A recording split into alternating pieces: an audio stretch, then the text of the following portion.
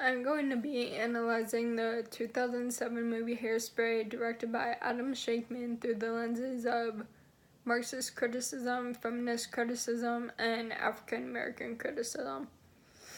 Freemill 2015 states that directors set up their movies in ways that they think the movie will have the greatest impact on their audience. And this movie does exactly that. Every little detail and every scene captures each three criticisms perfectly. And Hairspray is also one of the best kinds of movies to stick in people's minds and for them to remember it and remember like the criticisms too, because Hefner and Wilson 2013 state that romance / comedy movies have always been the most popular movies in the past, and they stick in people's minds the best. And that's exactly what this movie is. It's a romance comedy,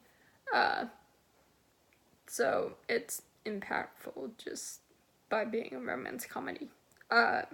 So first I'm going to begin with Marxist criticism. Beer 2018 states that Marxism is in every cultural, social platform, in the media too, and so it's everywhere. So obviously it's in this movie also. And Michelle Pfeiffer's character in the movie is the station manager, and her daughter and her bosses too are the bourgeoisie, because they always wear the nicest dresses, suits, have the nicest hair because they can afford it. And Michelle Pfeiffer's character makes her money from the show, and because like the show gets all the ratings, and the majority of the people on this show, however, are skinny white people who are singing and dancing, and so obviously that's what the public watches, and they get all the ratings from the public, obviously.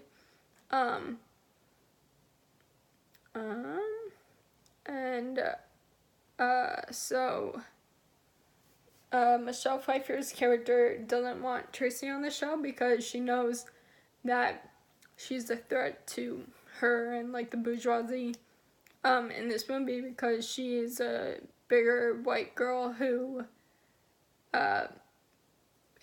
will eventually gain fans and followers who will question why the show is only like skinny, thin people, and that eventually throughout time it'll change to where they won't be making as much money or they won't be in power just because Tracy is on or was on the show in the past, and it'll just change. And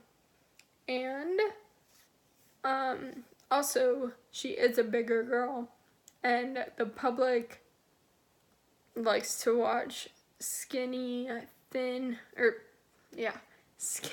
white people dancing and singing on the show. That is what gets the ratings. And if she comes in and she's a bigger girl, it might make the ratings not so good, and so therefore the bourgeoisie will lose their money because people aren't watching the show as much. I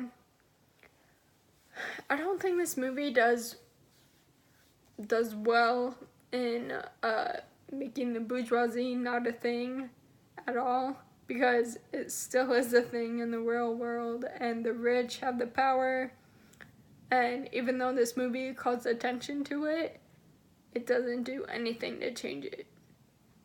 And next, feminism. So Woodward 2012 explains how John Travolta's character breaks gender norms just because he dresses up and acts like a woman. So obviously, yeah, in this movie, he dresses up and acts like a woman, which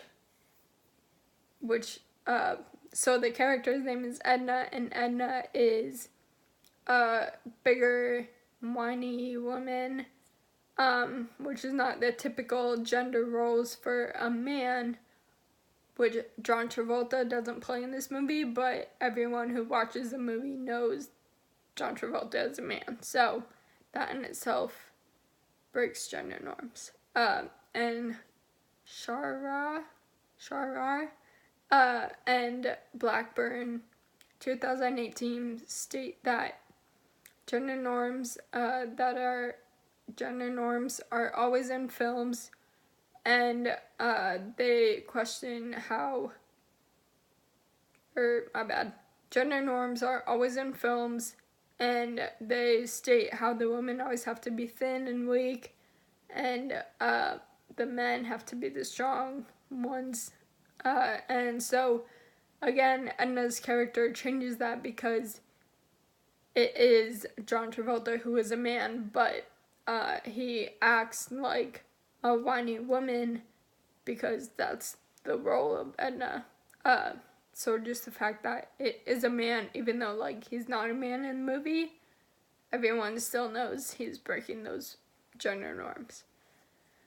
And Stefan Novici, 2016, states that feminism has always been a part of films and questions why no one has tried to change this. And in this film, Tracy is her own hero. She does not stop going after what she wants, not from the bourgeoisie, which is Michelle Pfeiffer's character, and Amber, her daughter, who are the rich, skinny people who are constantly bullying her, like, and doing whatever they can to get her not to join the show, but she does anyway because that's what she wants.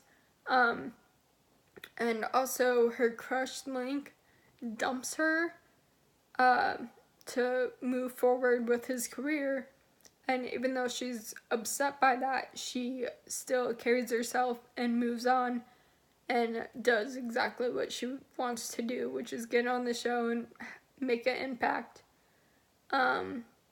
She doesn't like become just immobile or completely loses it because a man dumps her. And Mondal 2018 states that feminism has always been a touchy subject, but we need more social influences, like movies and TV shows, to help change the stereotypical feminist role. And I think that this movie does great by doing that because Tracy, like I said before, is her own hero and nothing stops her. Not the bullying, not being like dumped from Link. Nothing stops her from going after what she wants. And sadly, in today's society, still women are depicted as weak and unstable, and like dependent on men, and men are supposed to be the strong, tough ones who fix problems. And I love how in this movie Tracy is the strong one, and John Travolta's character Edna is like the whiny woman. So like he, a man, has to play that, and it's great. So finally, African American criticism. Schrader, 2011, explains how white people have always been depicted better in movies, and this movie is no different. The white people in this movie are seen as smart, better dancers, raised right, and not dangerous, and the black people are depicted as like the complete opposite of that. And Stefan Novici, 2014, talks about how African Americans have always been depicted in stereotypical ways, whether good or bad. They're still stereotypical. Um, so, in African American criticism, it's about how Black people are treated and looked at differently just because the color of their skin. And there's a scene in this movie where like white people and Black people are doing the same thing. They're dancing in this room, but there's a line in between them just to separate them because of their color. And Leonard 2012 talks about how Baltimore is a perfect place to represent racism because it was such a prominent state where like racism was definitely a part of life in the 60s. And the fact that the actors always bring up in some way like how they're in Baltimore is great, blah blah blah. It is the director's way of like taking a dig at the racism that happened in Baltimore in the 60s. And for the most part, I don't think this movie does well in changing anything to do with racism, because racism, sadly, I think will always be a part of this world. No matter how many movies like call attention to it, no matter how many people protest, it will just always be a part of this world. So I don't think this movie does well with changing anything to do with African American criticism. Even though it does call attention to it, it's still there.